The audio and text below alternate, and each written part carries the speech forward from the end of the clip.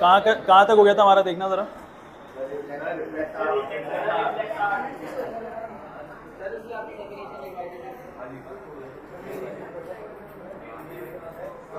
Reflex action और reflex arc हो गया था दोनों। ये डायग्राम बना लिया था क्या? लेबलिंग करना ज़रूरी है ना? असल में लेबल क्यों करना ज़रूरी है यहाँ पे ना हम लोगों को सेंसरी न्यूरॉन्स, रिले न्यूरॉन्स और मोटर न्यूरॉन्स को दिखाना ज़रूरी है। इस वजह से अगर आप लोगों को आइडिया है सेंसरी न्यूरॉन्स, रिले न्यूरॉन्स और मोटर न्यूरॉन्स क्या होते हैं तो मत बनाओ। समझ में आ गया? सेंसरी न्यूरॉन, रिले न्यूरॉन और मोटर न्यूरॉन क्या होता है? बताओ। सेंसरी न्यूरॉन्स कौन से होते हैं? जो स्टिमुलस को सेंस करेगा, है ना, अपने आसपास के बदलाव को सेंस करेगा। और रिले न्यूरॉन क्या होता है? जो इंफॉर्मेशन को आगे लेकर के जाएगा, है ना, एक जगह से दूसरी जगह लेकर के जाएगा। और मोटर न्यूरॉन कौन से होते हैं? जो किसी ऑर्गन से, किसी मसल से या इंटरनल ऑर्गन से, ग्लैंड से जुड़े हुए होंगे, जो कि उस ऑर्गन को काम करवाएंगे, इफेक्ट करवाएंगे, एक्शन करवाएंगे। तो जो ऑर्गन काम कर रहा होगा उसको हम लोग इफेक्टर्स बोल देंगे या नहीं? और जो न्यूरॉन ये काम करवा रहा होगा उसको हम लोग क्या बोलेंगे? मोटर न्यूरॉन बोलेंगे। क्या बोलेंगे? Motor neuron. ठीक है। अच्छा, ये जो रास्ता इंफॉर्मेशन का है, ये जो रास्ता इंफॉर्मेशन एक्वायर करता है, इस रास्ते को हम लोग क्या कहते हैं? रिफ्लेक्स आर्क कहते हैं। क्या कहते हैं? रिफ्लेक्स। ये जो रास्ता इंफॉर्मेशन एक्वायर करता है एक जगह से दूसरी जगह जाने में, इसको हम लोग क्या कहते हैं? रिफ्लेक्स आर्क कहते हैं। कोई दिक्कत यहाँ तक नहीं? अब हम लोग ह्यूमन का ब्रेन के बारे में डिटेल में पढ़ेंगे। लिखो टॉपिक, ह्यूमन ब्रेन।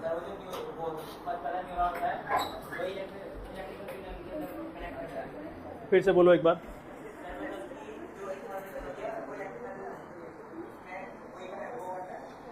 पहली बारी में इलेक्ट्रिकल सिग्नल कन्वर्ट हो चुका होता है। मैंने गर्म कप को पकड़ा तो सेंसरी न्यूरॉन्स उस हीट को ट्रांसफर नहीं कर सकते।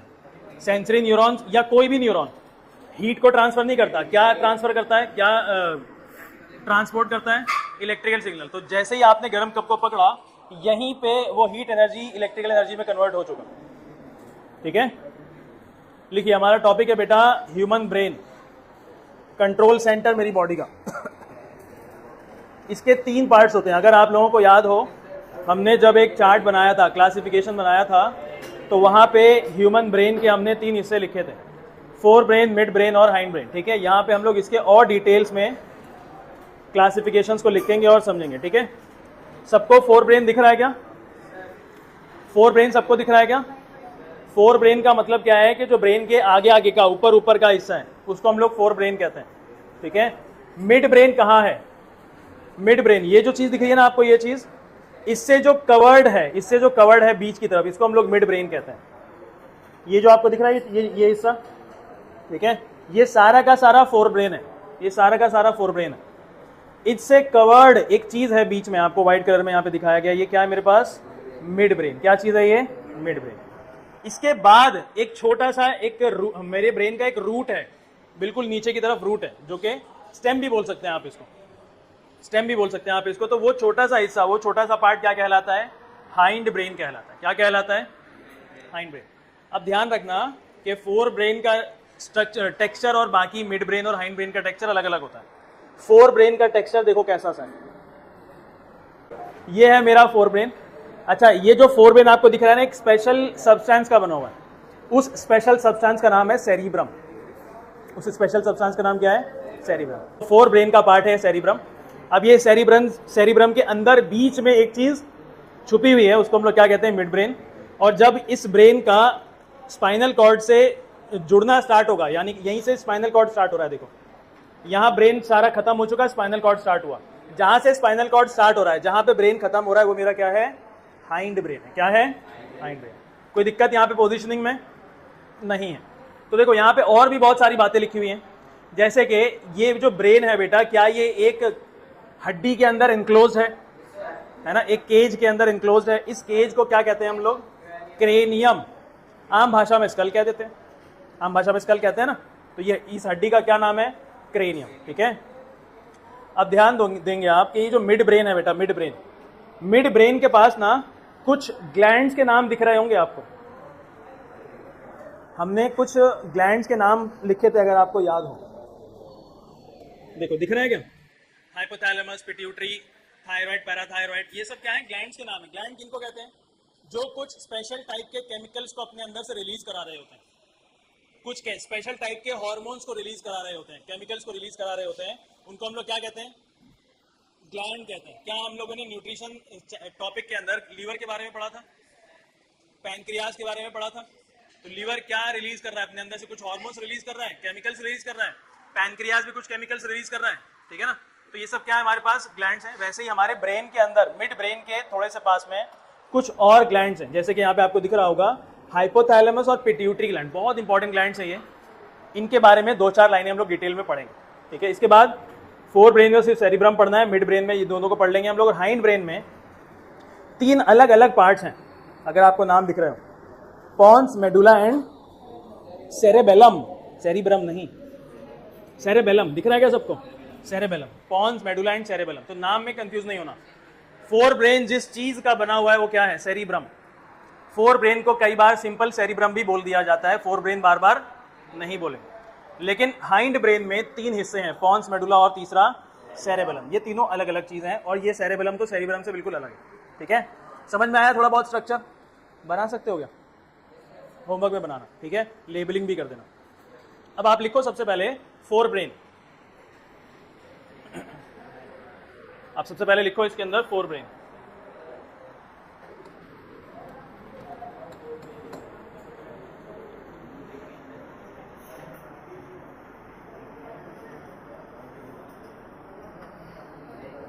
चलिए, लिखा फोर ब्रेन?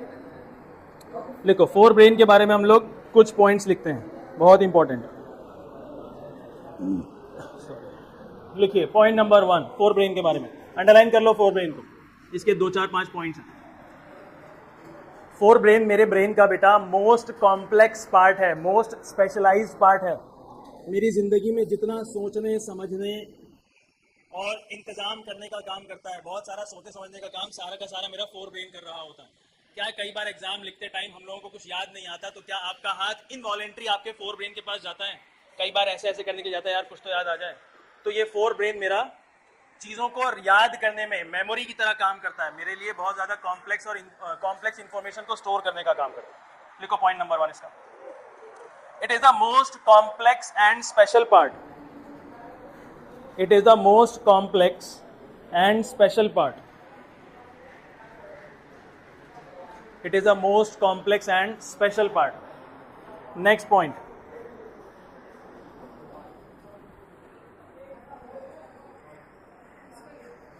नेक्स्ट पॉइंट लिखो। It is the thinking part of brain. Thinking part of brain. It is the thinking part of brain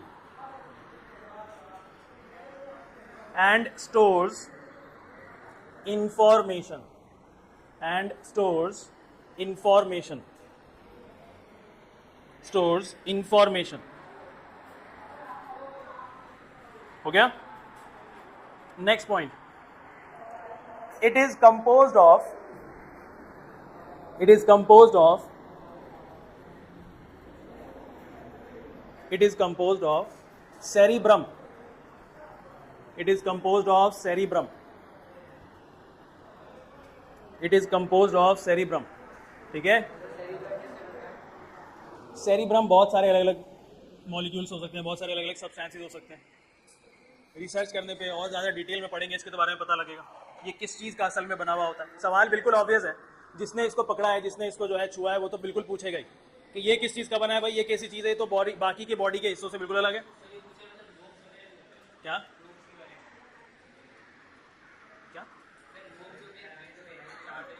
lobes?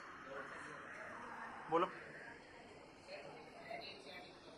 नहीं बोलो। वैसे अगर कुछ है तो होता है, लोब्स कुछ होते हैं यहाँ, लेकिन हाँ एनसीईआरटी में नहीं है, ठीक है? चलिए, हो गया। It is composed of cerebrum. It is composed of cerebrum. Next point,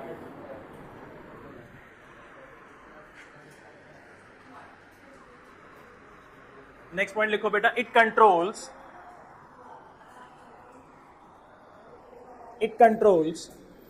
all the it controls all the, लिखो, इट कंट्रोल्स ऑल द, नहीं लिख पा रहे क्या? रुक क्यों गए? आगे पता नहीं लगा कुछ? देखो यही सीन है, हम लोग जो लिखना चाह रहे हैं ना, हम लोग लिखना तो चाह रहे हैं लेकिन लिखने के लिए भी रुके हुए हैं। जैसे एक्शन मिलेगा, इन कमांड मिलेगा, लिखेंगे। लेकिन हो सकता है हमें कुछ बात पता भी हो पहले से, तो भी नहीं लिख पा रहे हम लोग। तो क्या आप लोग हमेशा सोच समझ के लिखने की कोशिश करते हैं, या ऐसी बगैर सोचे समझे कुछ भी लिखते चले जाओ? ऐसे नहीं होगा। तो आप ये जो काम कर रहे हैं, सोच समझ के लिखने का काम कर रहे हैं, तो ये आपके कंट्रोल में है क्या, या आपके कंट्रोल से बाहर है, कुछ भी लिखते चले जा रहे हो? आपके कंट्रोल के अंदर है, यानी कि ये आपका वॉलेंट्री एक्शन है। कौन सा एक्शन है? जिसको आप कंट्रोल कर पा रहे हैं। तो ऐसे एक्शंस जिसको आप कंट्रोल कर सकते हैं, वॉलेंट्री एक्शंस, वो कौन कंट्रोल कर रहा होता है? मेरा फोर ब्रेन कंट्रोल कर रहा होता है। ठीक है, तो लिखो, it controls all the voluntary actions, it controls all the voluntary actions, it controls all the voluntary actions. Exam में अगर ये लाइन लिखने के लिए थोड़ा बहुत भूल जाए हम, तो क्या थोड़ी देर के लिए रुक जाओगे, सोच के लिखोगे कि कौन सा वर्ड था, या ऐसे ही बगैर सोचे समझे लिख दोगे? तो वहां पे कौन कंट्रोल कर रहा है आपके सोचने और समझने को? Fore brain. ठीक है, it controls all the voluntary actions. चलिए इसके बारे में एक लास्ट पार्ट जो कि इंपॉर्टेंट है। क्या आप सबको भूख लगती है? जरूरत से ज्यादा भी लगती है क्या? जरूरत से कम भी लगती है कभी कभी? कभी कभार भूख नहीं है, खाने का मन नहीं है ना, तो ये सब कौन कंट्रोल कर रहा है? Fore brain. It is also associated with fore brain. It is also associated with fore brain. ठीक है, it is also associated with fore brain. बिल्कुल पी लो। क्या? Associated with hunger, sorry, involuntary action हो गया ये। It is also associated with hunger, it is also associated with hunger. यार अगर मैं नहीं बताता तो तुम तो ऐसे लिख के आगे बढ़ जाते। It is also associated with hunger. ठीक है, it is also associated with hunger, भूख। चलिए हमारा फोर ब्रेन हो गया कंप्लीट। नेक्स्ट लिखेंगे अब हम लोग मिड ब्रेन। बिल्कुल मिड ब्रेन के बारे में लिखिए। बिल्कुल मिड ब्रेन, नंबर 2 लिख लो बेटा, mid brain.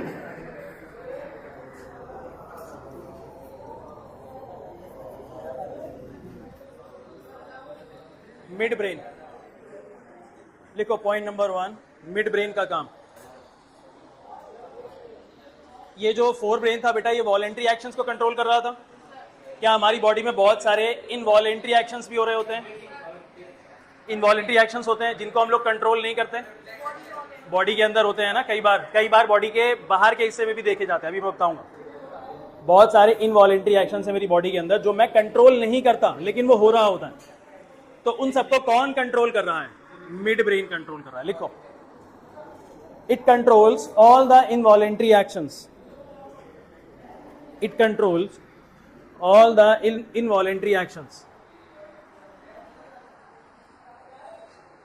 it control all the involuntary actions, all the involuntary actions, all the involuntary actions। ठीक है, आइरिस के बारे में पता है क्या? आइरिस, IRIS क्या होता है?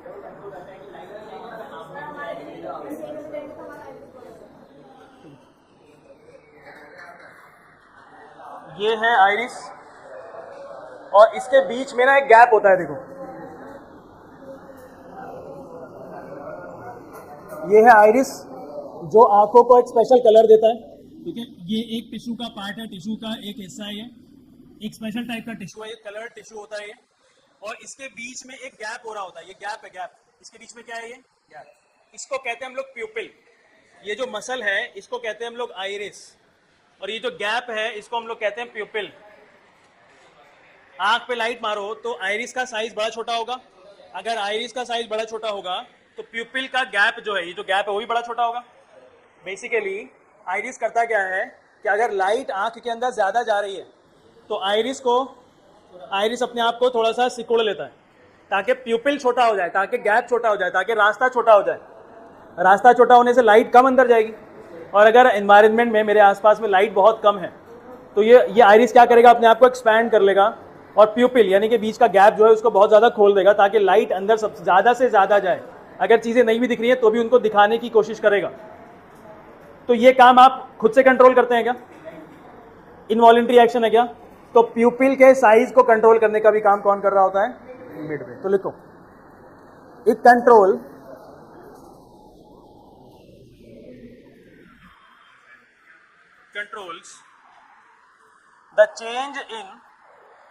the change in pupil size, the change in pupil size, the change in pupil size। ठीक है, चलिए तौहीद, अब्दुल्ला, मूसा। अच्छा, मैं तुम लोगों को आवाज़ लगाता हूँ तो तुम्हारी गर्दन इधर उधर हो रखी होती है। जैसी आवाज़ लगाता हूँ एकदम से इधर देखते हो क्या, या बाहर कोई नीचे से आवाज़ लगाए। तो इनवॉलंटरी एक्शन एक तरीके से होता है कि एकदम से यहाँ से मेरे को कोई आवाज़ लगाए, मैं एकदम से घूम जाता हूँ, है ना। मेरे तो नेक का मूवमेंट वैसे भी रिस्ट्रिक्टेड है। अगर मैं बिल्कुल पीछे घुमाऊँ, पीछे से कोई आवाज़ लगाए तो नेक को घुमाऊंगा, नहीं दिखेगा तो मैं क्या अपने ट्रंक को भी घुमाऊंगा पूरा। ट्रंक कहते हैं इसको, बॉडी के जितना पार्ट है इसको। तो क्या इनवॉलंटरली घूम जाता है ये? देखो तो कौन आवाज़ लगा रहा है। तो मेरे नेक के मूवमेंट को, मेरा हेड, मेरा नेक और मेरे ट्रंक के मूवमेंट को भी कौन कंट्रोल कर रहा होता है? मिड ब्रेन कंट्रोल कर रहा होता है। जैसे अगर इधर से किसी ने आवाज़ लगाई मेरे को तो मैं एकदम से गर्दन को घुमा के देखूंगा, सही है। तो मेरा ये गर्दन का, ये नेक का, हेड का, नेक का, ट्रंक का जो मूवमेंट है ये कौन कंट्रोल कर रहा है? Mid brain. तो लिखो next point, it also controls, ये स्पेशल लिखना है, पेपर में आएगा। It also controls reflex movements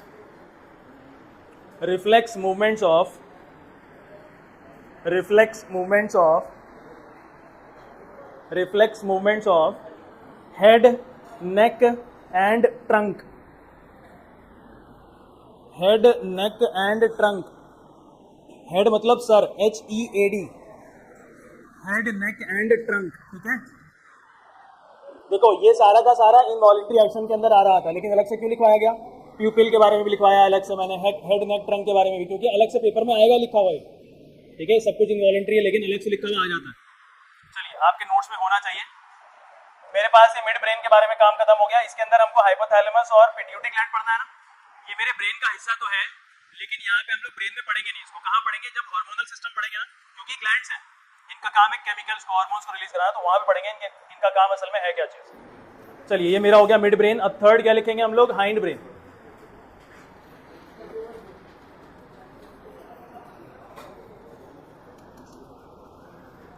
hind brain,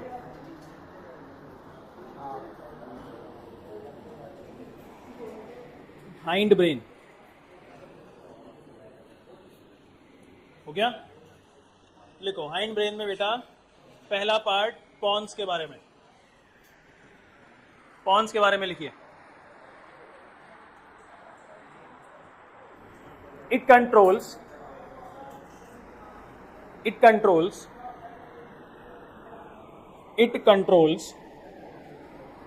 some involuntary actions. It controls some involuntary actions such as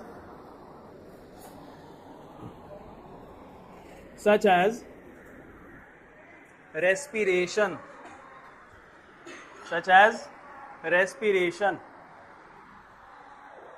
ठीक है।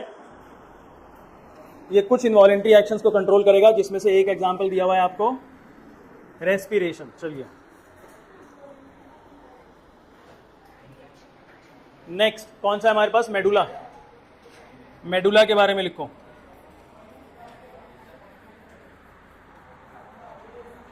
Medulla,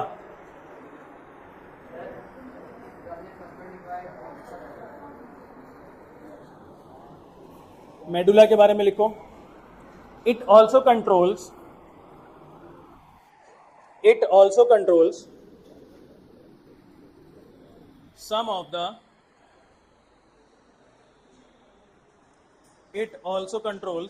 of the involuntary actions, some of the involuntary actions, such as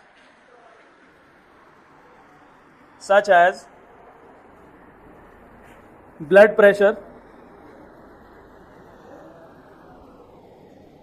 comma, vomiting,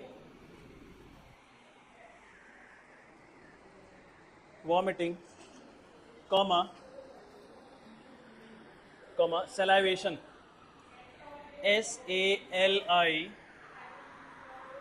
SALIVATION, salivation, etc.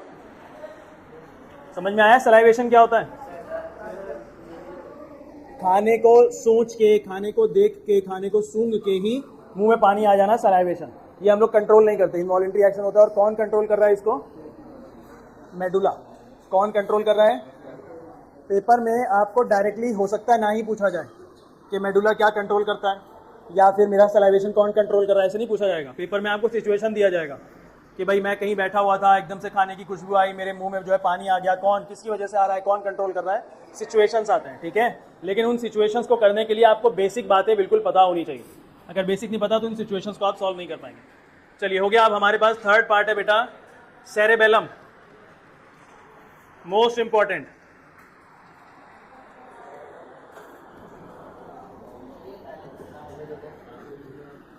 cerebellum,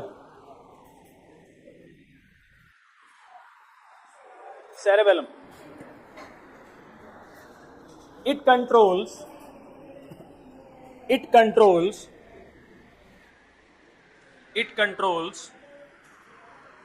balance and posture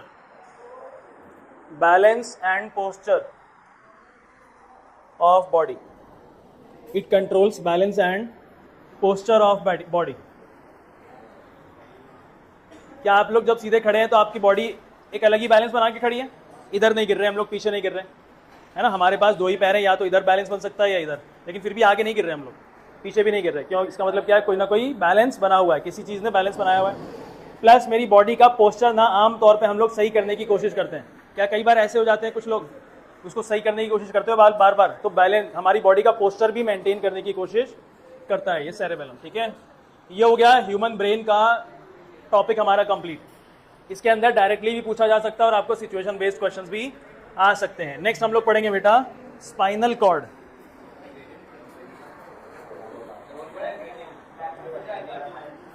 cranium बस protective cover है, school है। कैसे? Backbone तो मेरे body को structure देता है, फ्रेमवर्क देता है। देखो मेरा पोस्चर खराब है कि नहीं इस वक्त, तो मेरे पास बैकबोन है कि नहीं, तो कम ये क्यों नहीं कर रहा काम? बैकबोन पोस्चर सही नहीं करता, बैकबोन मेरी बॉडी को फ्रेमवर्क देता है, स्ट्रक्चर देता है। और बैकबोन तो बोन है, इसके अंदर दिमाग नहीं है। नेक्स्ट स्पाइनल कॉर्ड के बारे में लिखिए, point number 1।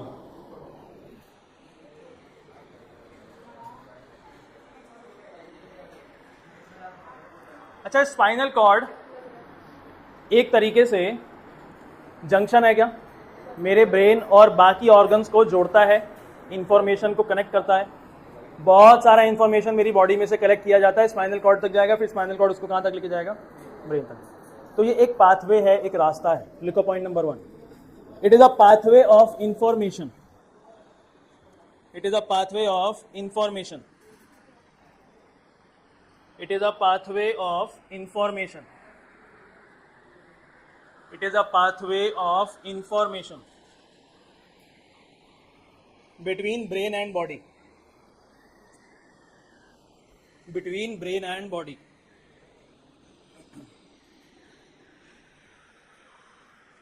Between brain and body.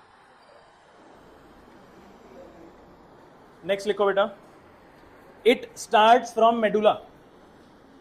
ये कहां से स्टार्ट हो रहा है? मेडुला से। दिख रहा है सबको? It start from medulla and x tends downward downward. It starts from medulla and extends downward. Next point. It is cylindrical in structure. It is cylindrical in structure. It is cylindrical in structure. It is cylindrical in structure and enclosed in a bony box. Enclosed in a bony box. Bony box. Bracket में लिखो बोनी, हड्डी का बोनी box. Backbone पता नहीं 33 या 34 ऐसे कुछ ध्यान नहीं है मुझे. 33. Enclose in a bony box. Bracket में लिखो वर्टिब्रल कॉलम.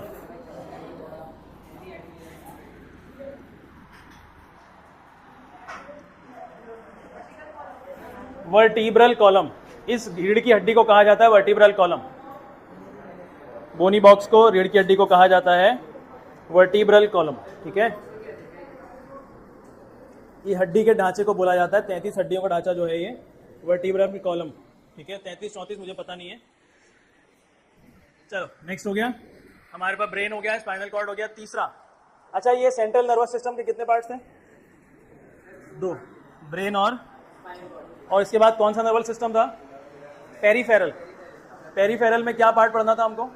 नर्व्स पढ़ने थे. नर्व्स. पेरीफेरल में क्या पढ़ना था? नर्व्स. पेरीफेरल में हमको नर्व्स पढ़ने थे. कितने तरीके के? Cranial nerves and spinal nerves. Cranial nerves and spinal nerves. अब हम लोग पढ़ेंगे नेक्स्ट बेटा नर्व्स. टॉपिक है मेरा. लिखो नर्व्स. नर्व्स लिखिए.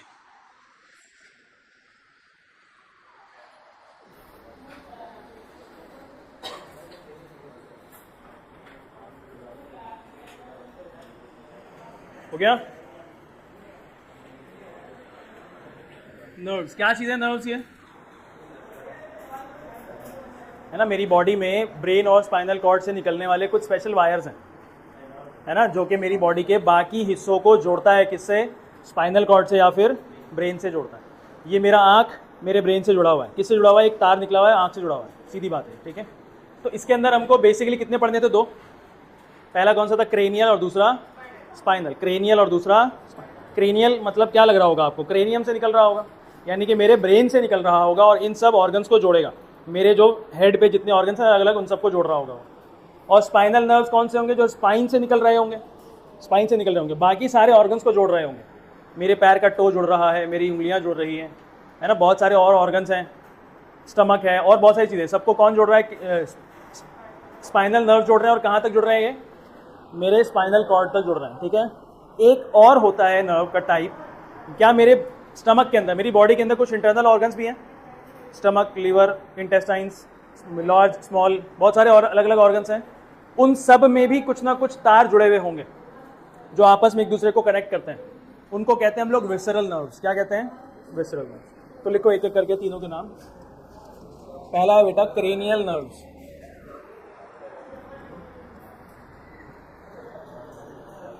लिखो cranial nerves. Connect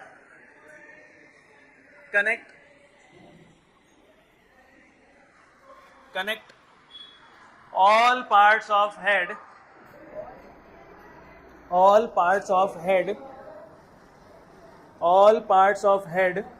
to brain. All parts of head to brain. ठीक है,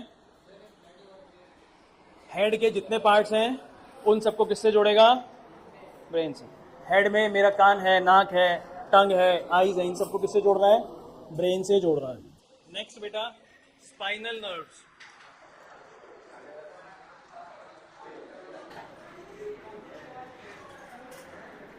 Connect all remaining parts of body. Connect all remaining parts of body. Connect all remaining parts of body to spinal cord, to spinal cord, ठीक है। एक तीसरा extra में visceral nerves, visceral nerves,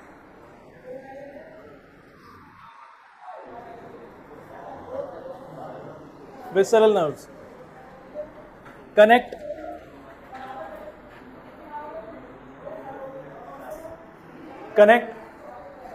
all the internal organs, connect all the internal organs,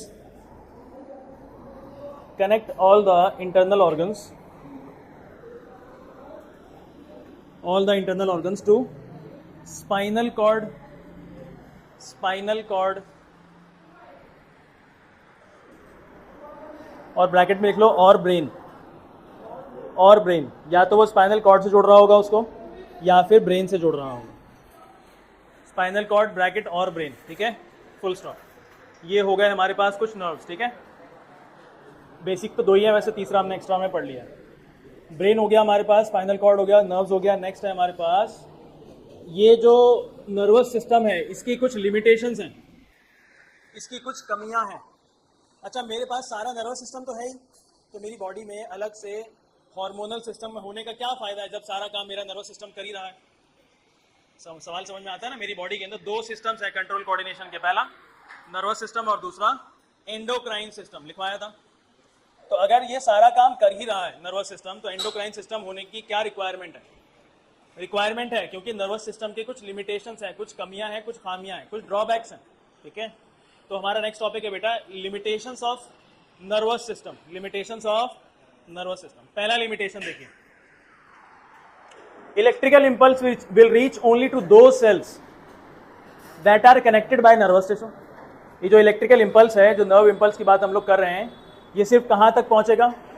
उन tissues, उन sales तक पहुंचेगा जो नर्वस सेल से, नर्व से जुड़े हुए हैं, और जो नर्व से नहीं जुड़ा हुआ वहां तक इलेक्ट्रिकल इंपल्स नहीं पहुंचेगा। समझ में आ रही है बात? बहुत सारे ऐसी चीजें हमारी बॉडी के अंदर जो कि इलेक्ट्रिकल इंपल्स वहां तक नहीं पहुंचती, क्योंकि नर्व से जुड़े हुए नहीं है, वहां पे एंडोक्राइन सिस्टम की रिक्वायरमेंट होती है। आगे देखो, लिख लेना, देखो टाइम दूंगा, देखो पहले। आफ्टर जेनरेशन एंड ट्रांसमिशन, क्या? इंफॉर्मेशन या इलेक्ट्रिकल इंपल्स। गर्म कप पकड़ा तो इंफॉर्मेशन जनरेट हो गई यहाँ पे इलेक्ट्रिकल इंपल्स के फॉर्म में, और फिर वो ट्रांसमिट हो रही है आगे। After generation and transmission of an electrical impulse, the cell takes some time to reset. जो सेल्स हैं जो यहाँ पे काम कर रहे हैं जनरेशन का और ट्रांसमिशन करने का, इनको वापस रीसेट होने में थोड़ा टाइम लगता है। रीसेट क्यों? क्योंकि हो सकता है बाद में भी इंफॉर्मेशन भेजनी हो इसको कुछ और, तो वापस इंफॉर्मेशन भेजने के लिए इसको अपने आप को थोड़ा सा रीसेट करना पड़ेगा। जैसे कंप्यूटर्स को रीसेट करते हैं, मोबाइल्स को रीसेट करते हैं हम लोग, वैसे इसको अपने आप को रीसेट करना पड़ता है दूसरा इंफॉर्मेशन जनरेट करके भेजने के लिए। Take some time to reset its mechanism, अपने मैकेनिज्म को रीसेट करता है बिफोर ट्रांसमिटिंग अनदर इंपल्स। दूसरे इंपल्स को भेजने से पहले अपने आप को रीसेट करना पड़ता है। सो cells can not continually create and transmit the information. जो सेल्स हैं वो कंटिन्यूअसली ट्रांसमिशन इंफॉर्मेशन को ना जनरेट कर सकता है ना ट्रांसमिट कर सकता है, बीच में एक ब्रेकेज आ जाएगा, क्योंकि इसको अपने आप को रीसेट करना है ना। समझ में आ रही है बात क्या बोलना चाह रहा हूँ मैं? आगे प्लांट्स, एक और खामी कि भाई ये सिस्टम आपने पढ़ तो लिया ह्यूमंस के अंदर, लेकिन प्लांट्स के अंदर तो ये सिस्टम एग्जिस्ट ही नहीं करता। ये एक और लिमिटेशन है इसका, प्लांट्स के अंदर ये है ही नहीं। तो प्लांट्स कैसे ग्रो कर रहे हैं फिर? इसका मतलब प्लांट्स के अंदर कोई दूसरा सिस्टम है, प्लांट्स के अंदर हार्मोनल यानी कि एंडोक्राइन सिस्टम। अब नोट करके लिखेंगे, इन सब खामियों की वजह से किसी भी ऑर्गेनिज्म के अंदर कौन सा सिस्टम आता है? हार्मोनल सिस्टम यानी कि एंडोक्राइन सिस्टम आता है, जिसका नाम यहाँ पे इसने क्या लिखा हुआ है ना? To overcome the limitations of electrical communication, या फिर आप लिखेंगे इसकी जगह पे nervous system. To overcome the limitations of nervous system we have hormonal system या फिर केमिकल कम्युनिकेशन। समझ में आया? कोई डाउट है यहां तक? पेपर में आ सकता है। लिमिटेशंस ऑफ नर्वस सिस्टम, जल्दी से लिख लो।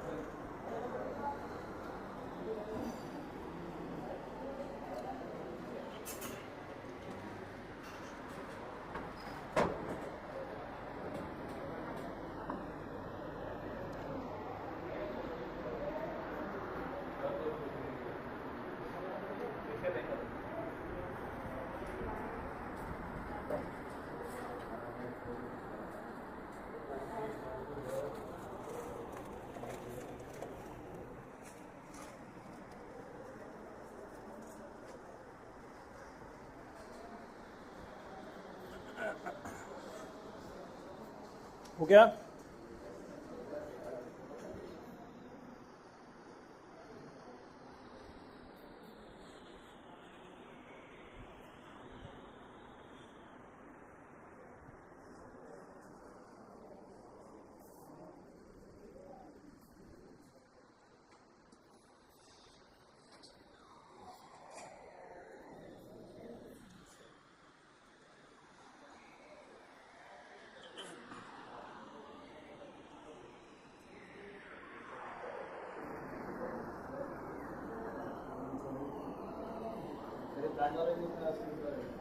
हाँ, ये तो इम्पोर्टेंट है, जब भी तो ये आया है, नहीं भी लिखोगे चलेगा क्योंकि अंडरस्टूड चीज़ है। सवाल आ सकता है भाई केमिकल कम्युनिकेशन यानी कि हार्मोनल सिस्टम की क्या रिक्वायरमेंट है, तो आप लिखोगे रिक्वायरमेंट है क्योंकि नर्वस सिस्टम में, नर्वस कम्युनिकेशन सिस्टम में लिमिटेशंस हैं, तो यही बात इसके अंदर लिखी हुई है, ड्रॉबैक्स हैं, कमियां हैं, खामियां हैं।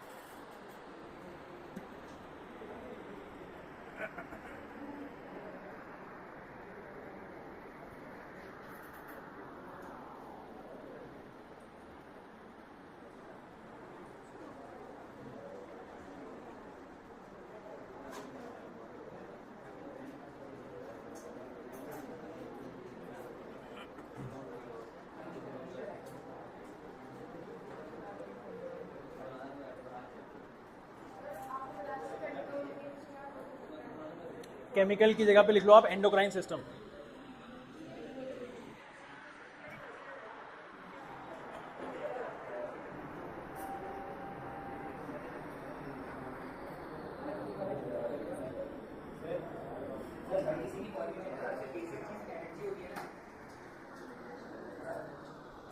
हाँ हो सकता है, लेकिन एनर्जी जो है ना विजिबली एग्जिस्ट नहीं करता है। देखो ये पॉइंट ऑफ डिबेट है।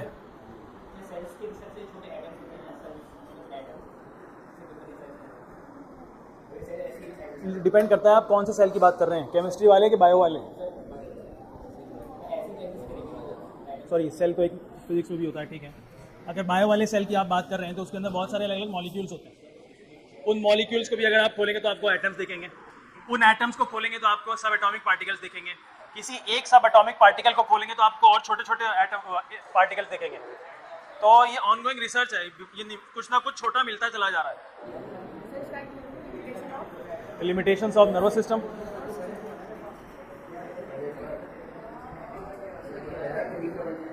दूसरा पॉइंट देखो, गरम कब पकड़ा मैंने यहाँ पे, ये जो नर्वस सिस्टम है यहाँ पे सेंसरी न्यूरॉन्स हैं, ये किससे जुड़े हुए हैं, कुछ टिश्यू से जुड़े हुए हैं, सेल से जुड़े हुए हैं। इसने सेंस कर लिया और इंफॉर्मेशन को बना दिया, जनरेट कर दिया, और अब ये आगे जाएगा, ये आगे गया वापस आया इसको छोड़ने के लिए। तो इसने जो सेल है ना, यहाँ पे जो सेल था जिसने सेंस किया था, इसको वापस से दूसरी चीज को सेंस करने के लिए अपने आप को रीसेट करना पड़ेगा, और इसमें जरा सा टाइम लग जाता है, यही बता रहा है। After generation and transmission of an electrical impulse the cell takes some time to reset its mechanism, कुछ टाइम लगता है इसको अपने मैकेनिज्म को रीसेट करने के लिए, बिफोर ट्रांसमिटिंग अनदर इंपल्स, दूसरे इंपल्स को ट्रांसमिट करने से पहले। सो सेल्स कैन नॉट कॉन्टिन्यूअसली, यहाँ पे कॉन्टिन्यूअसली लिखा है, एक ही बात है, कॉन्टिन्यूअसली क्रिएट या जेनरेट, यहाँ पे क्रिएट लिख दिया जबकि हर जगह इसने क्या लिखा हुआ है, word generate. So cells can not generate, generate लिख सकते हैं यहाँ पे आप, लेकिन मतलब एक ही है, cells can not generate and transmit impulses continuously. जो सेल्स हैं लगातार इम्पल्सिस को ना जेनरेट कर सकते हैं ना ट्रांसमिट कर सकते हैं, इनको टाइम चाहिए होता है अपने मैकेनिज्म को रीसेट करने के लिए। इन सब कमियों के मद्देनजर किसी भी ऑर्गेनिज्म के अंदर हार्मोनल सिस्टम या फिर एंडोक्राइन सिस्टम है। ठीक है भाई, कोई दिक्कत? चलिए, हम लोग यहाँ पे पढ़ क्या रहे हैं, ह्यूमन के ब्रेन के बारे में पढ़ा, ह्यूमन नर्वस सिस्टम के बारे में पढ़ा। अब नर्वस सिस्टम की लिमिटेशंस आ गई हैं, तो ह्यूमन के अंदर ही दूसरा सिस्टम पढ़ेंगे अब हम लोग। कौन सा सिस्टम आएगा? Endocrine system. ह्यूमन का क्या आ जाएगा? Endocrine system. तो लिखो hormones in human, hormones in human, hormones in human.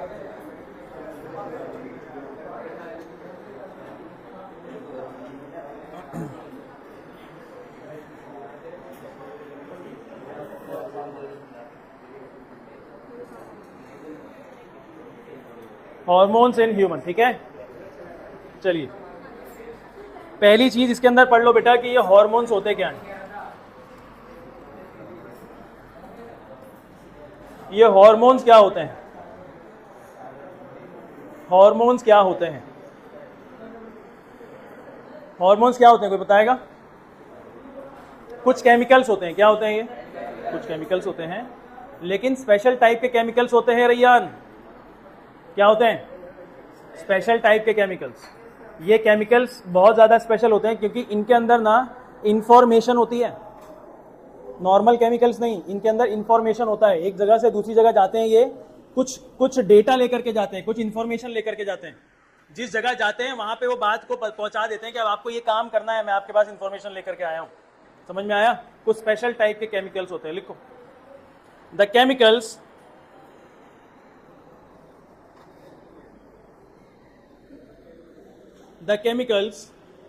which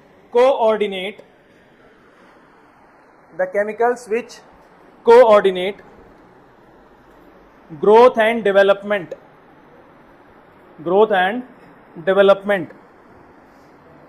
of organisms, growth and development of organisms, growth and development of organisms, growth and development of organisms। ठीक है, समझ में आया? ऐसे स्पेशल केमिकल्स जो कि किसी ऑर्गेनिज्म की ग्रोथ और डेवलपमेंट को कोऑर्डिनेट करते हैं। कोऑर्डिनेट का मतलब कि इसको कितना डेवलप करना है, इसकी हाइट कितना होना है, ये इन सबको कोऑर्डिनेट करता है। अगर हाइट कम रह गई है तो ये केमिकल रिलीज होगा बहुत ज़्यादा ताकि इसको बढ़ाया जाए, और अगर हाइट ज़्यादा निकलने की कोशिश कर रही है तो केमिकल्स को बोलेगा कम निकलो, नहीं जाओ उसके पास, हाइट मत बढ़ाओ। तो कोऑर्डिनेशन करता है इसका। ठीक है, अभी हम लोग पढ़ेंगे। अब देखो इसके बारे में, इसके बाद हमको पढ़ना है बेटा एंडोक्राइन ग्लैंड्स क्या होते हैं। अच्छा, ग्लैंड्स सबको पता है?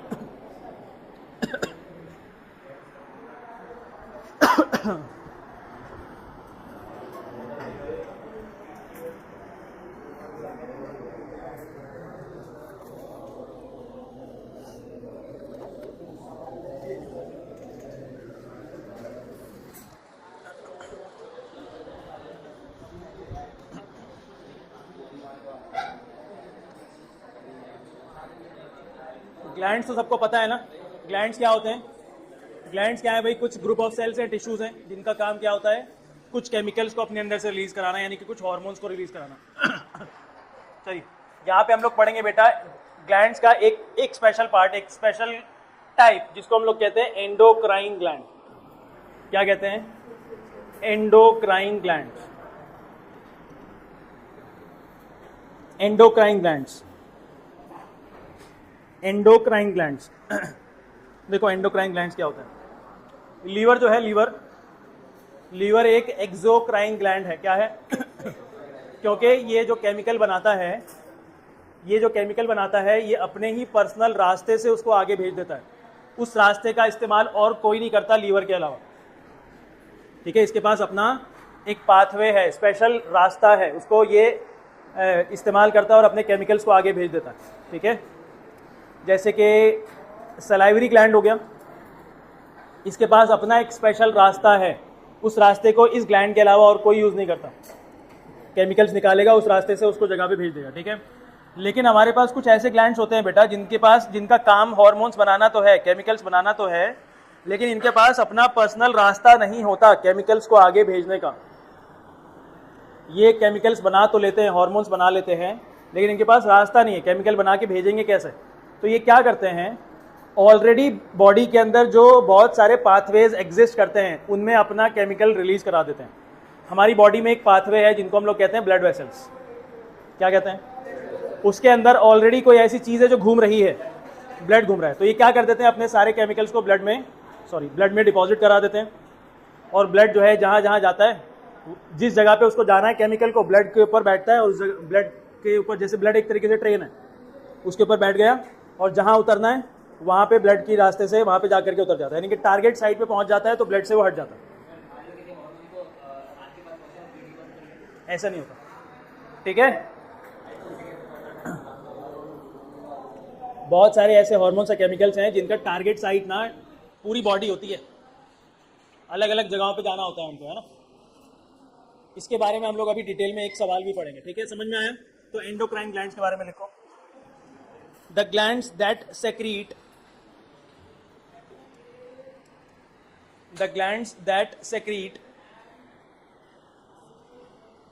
their hormones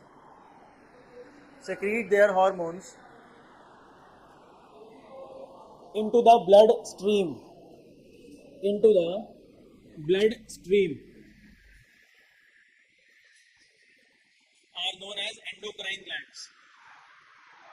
are known as endocrine glands. ठीक है, are known as into the bloodstream are known as endocrine glands. ठीक है, चलिए इसके नीचे आप एक लिस्ट बनाओ.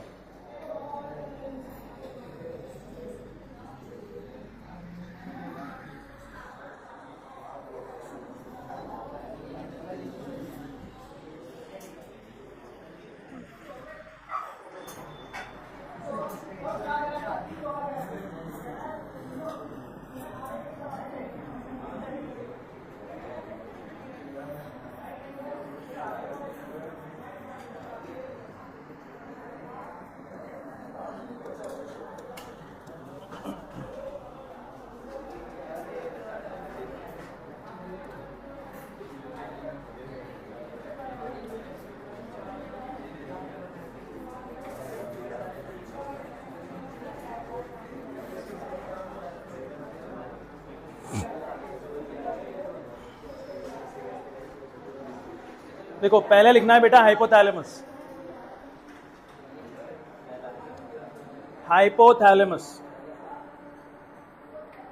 पहला ग्लैंड का नाम है हाइपोथैलेमस. पहले ग्लैंड का नाम क्या है? हाइपोथैलेमस. कहाँ प्रेजेंट है ये कौन बताएगा? ब्रेन के कौन से वाले पार्ट में? मिड ब्रेन में. ठीक है, मिड ब्रेन में हाइपोथैलेमस था, और एक और था अगर किसी को याद हो.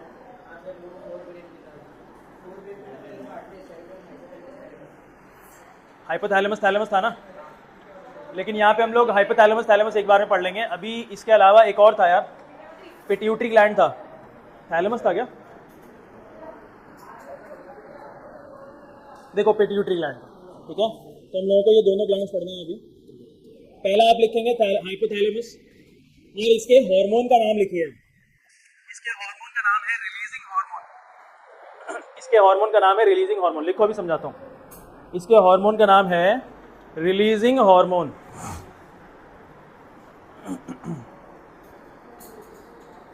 इसके हार्मोन का नाम है रिलीजिंग हार्मोन. इसका लोकेशन मिड ब्रेन.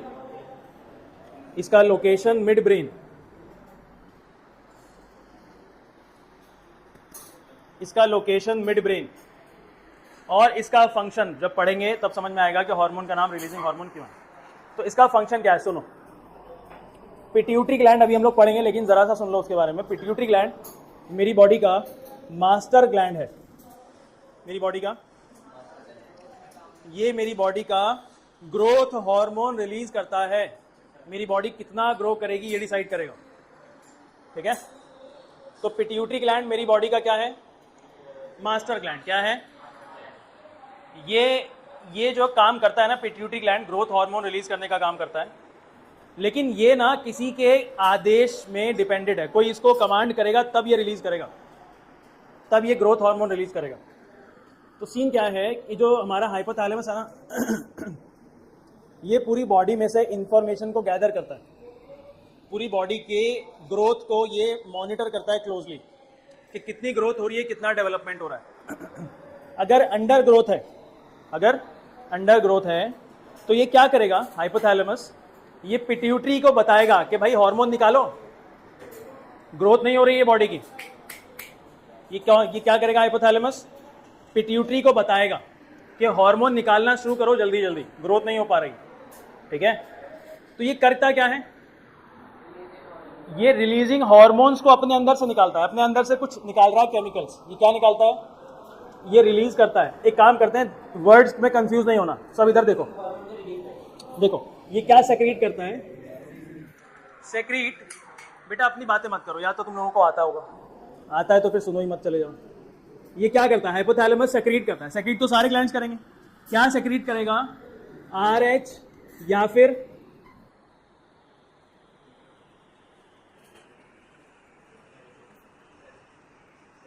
रिलीजिंग का उल्टा क्या हो जाएगा?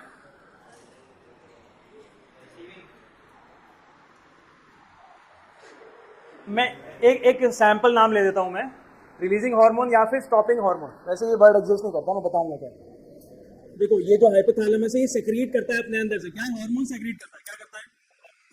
उन हार्मोन्स का नाम कोई स्पेशल नहीं है, जैसे कि हर एक ग्लैंड के बारे में पढ़ेंगे अभी हम लोग, स्पेशल नाम वाले ग्लैंड्स होंगे, स्पेशल हार्मोन्स होंगे उनके, लेकिन इसका कोई स्पेशल नाम नहीं है।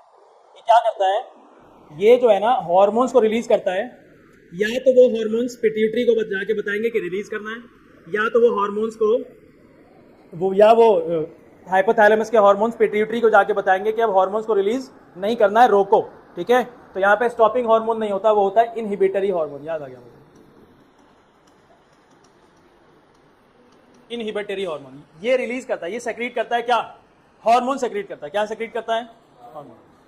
या तो ये हार्मोन्स पिट्यूटरी के पास जाकर के बोलेंगे कि अपना केमिकल रिलीज करो। कौन सा वाला? पिट्यूटरी क्या रिलीज करता है? Growth hormone. क्या रिलीज करता है? अपना हार्मोन रिलीज करो।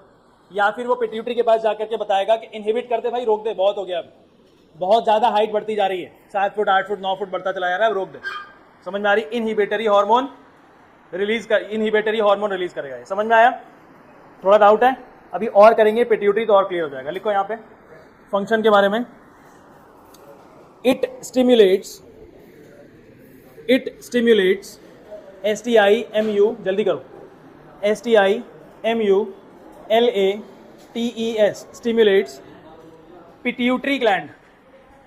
stimulates pituitary gland, stimulates pituitary gland, function ही तो लिख रहा हूं, stimulates pituitary gland to release or inhibit hormones, to release or inhibit hormones, to release or inhibit hormones। ठीक है, to release or inhibit hormones। इसका basic काम pituitary gland को आदेश देना है कि या तो अब आपको रिलीज करना है हार्मोन या फिर इनहिबिट कर देना है, रोक देना है। इसके बाद नेक्स्ट ग्लैंड कौन सा है? पिट्यूटरी। इसके बाद हम लोग कंटिन्यू करेंगे नेक्स्ट क्लास में।